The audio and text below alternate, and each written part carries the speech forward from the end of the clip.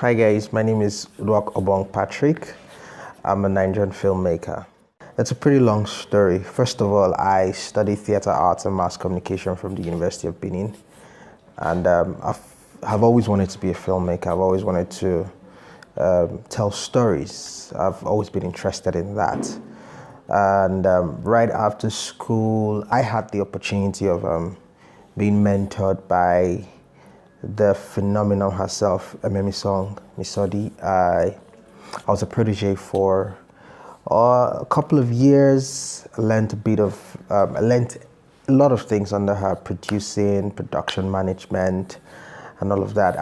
Right after that, I also worked with Victor Sanchez Agawa, who's a prolific writer and director for television.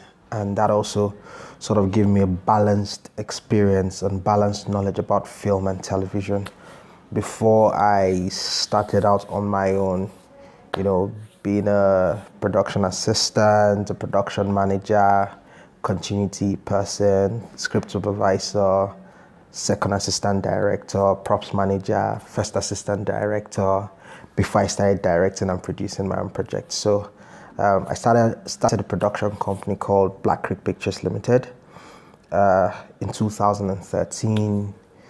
Right after that, I did a couple of short films, and here we are. Did I try to give up at any point? No, because I always knew what I wanted. I always knew what I wanted to do. I knew what my end game was. I knew why I got into this from the very outset. I remember when I was leaving the university, I told my friends that, I was going to leave the university and I was going to start my own business. I was going to start my own entertainment company. That's what I called it then. And they were asking, how would I do that? I said, I already have a plan. First of all, I will apprentice with someone. I was going to do 1 year of apprenticeship first. I ended up doing 2.5 years, which is all good. But I knew what my end game was. I knew I wanted to be a producer, I wanted to be a writer, and I wanted to be a director. Now, how was I going to get there? I always tell people, start with the end in mind and work your way backwards. And for me, I just had to find a plan. And working my way backwards means I was going to be an apprentice, I was going to be mentored, I was going to read, I was going to learn. If possible, go to film school. I still haven't gone, but I'll still go. Do master classes, network with people, move around, get involved in the industry. And here I am today. So because I already had my end game in mind, I had no reason to give up. Until I achieved that goal, I wasn't going to be satisfied, and I still am not satisfied. I remember someone saying to me that, Uduak, you're too ambitious, that it might kill you. You might not go far. It was hurtful, but I think that was one of the statements that even made me drive harder. Ambition can never kill a man. Ambition can never kill a man. You only learn to maybe dream small or dream big.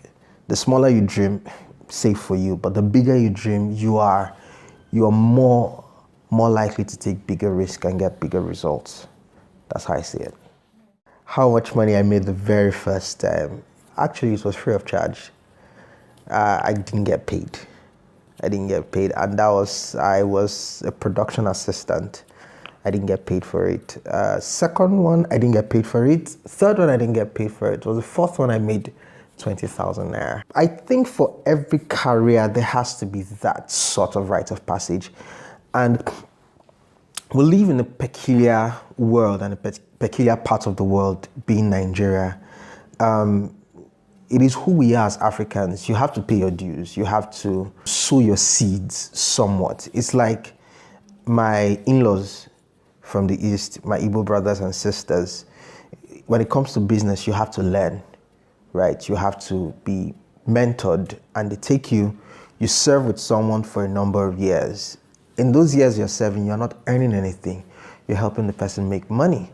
And once you're done with your years of servitude, you move on and start your own business. A wide comparison of all our cultures, we have that running across. We are people who are meant to serve. And I think if anyone who wants to come into the industry, you should come in with that mindset. Yes, you will survive, trust me, you will survive. You will be taken care of, but if you come in with an attitude of servitude, you will last longer. I can tell you that for free because it's what I did. It's what I did. And that is earning on the job as by working on sets. My first 10 months as Song's producer, I earned nothing. I was working with her for 10 months. I didn't earn a salary. So it was on the fourth project I now started earning some money, and here we are.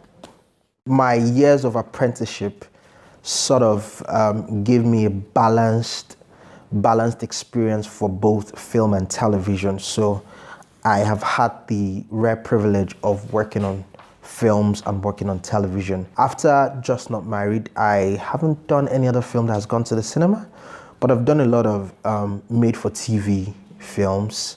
It's an interesting field also when you're making a film, but not for the big screen, but for television. You've got to concentrate more on the actors, deal more with performances and all of that. It's not about atmosphere, it's not about technicalities now, but just telling the story telling the story to a point where the audience are literally sucked in from their TV screens or from their mobile phones, as it were. So directing for TV has been really interesting. Did a number of films in that regard. My company also was commissioned by Iroko to do such films for them. So we've done about 3 films for Iroko TV. Also working in the space where we have to direct for television, also as per television series, was phenomenal. Up until this year, I was also a director on one of Africa Magic's popular series, Battleground. It was interesting. This was a full year, 12 months of everyday shooting. 260 episodes is no joke. Working with different actors, working with time schedules. You have to catch up with episodes, telling the story, sustaining suspense, sustaining drama, sustaining action in 260 episodes was a good experience for me. And I'm also writing for TV, writing TV movies, writing for the big screen also has opened my mind to a whole lot of things. And I think all that initial gra-gra, you come in with the industry with, it finally wears off and you just learn to focus more, think through your thought process becomes clearer, basically, for me. Yes, creative juices flow, but when you're having adrenaline rush or when you're having that spontaneous ideas, you learn to now take all of those ideas and put them and literally begin to form something massive. It's like your storm of X-Men. You can control lightning, you can control all the weather and all the elements, but you have to also be able to take all of that energy and make something concise. That's what it's like. That's what it has been like for me. And I'm very, very grateful for that.